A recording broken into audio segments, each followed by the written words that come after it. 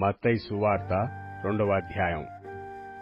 రాజైన హేరోదు దినములయందు యూదయ దేశపు బెత్లెహేములో యేసు పుట్టిన పిమ్మట, ఇదిగో, తూర్పు దేశపు జ్ఞానులు యెరూషలేమునకు వచ్చి, యూదుల రాజుగా పుట్టినవాడెక్కడనున్నాడు?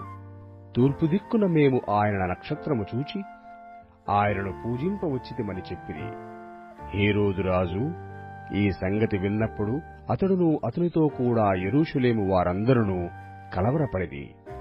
కాబట్టి రాజు ప్రధాన యాజకులను, ప్రజలలో నుండు శాస్త్రులను అందరినీ సమకూర్చి క్రీస్తు ఎక్కడ పుట్టునని వారినడిగెను.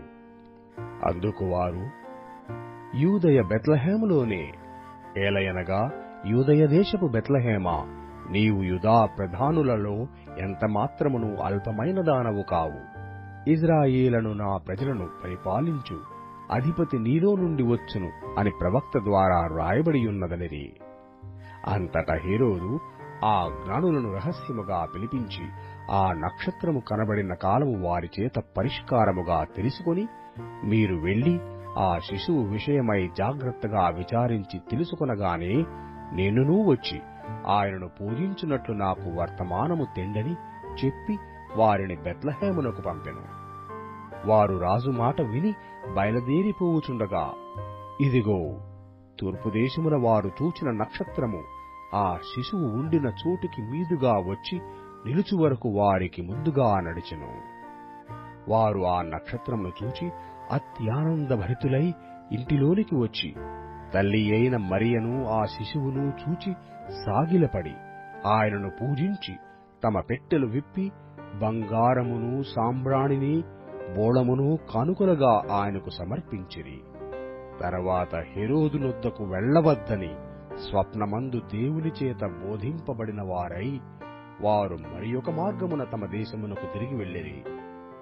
వారు వెళ్లిన తరువాత, ఇదిగో, ప్రభువు దూత స్వప్నమందు యోసేపునకు ప్రత్యక్షమై, హేరోదు ఆ శిశువును సంహరింపవలనని ఆయనను వెతకబోతున్నాడు గనుక నీవు లేచి ఆ శిశువును ఆయన తల్లిని వెంటబెట్టుకుని ఐగుప్తునకు పారిపోయి నేను నీతో తెలియజెప్పు వరకు అక్కడనే యుండుమని అతనితో చెప్పెను. అప్పుడతడు లేచి రాత్రివేళ శిశువును తల్లిని తోడుకుని ఐగుప్తునకు వెళ్లి, ఐగుప్తులో నుండి నా కుమారుని పిలిచితిని అని ప్రవక్త ద్వారా ప్రభు సెలవిచ్చిన మాట నెరవేర్చబడినట్లు హేరోదు మరణము వరకు అక్కడ నుండెను.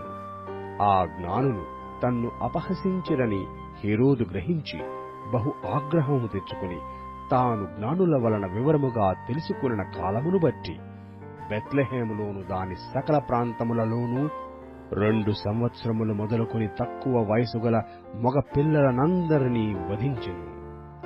అందువలన రామాలో అంగలార్పు వినబడెను, ఏడ్పును మహారోదన ధ్వనియు కలిగెను.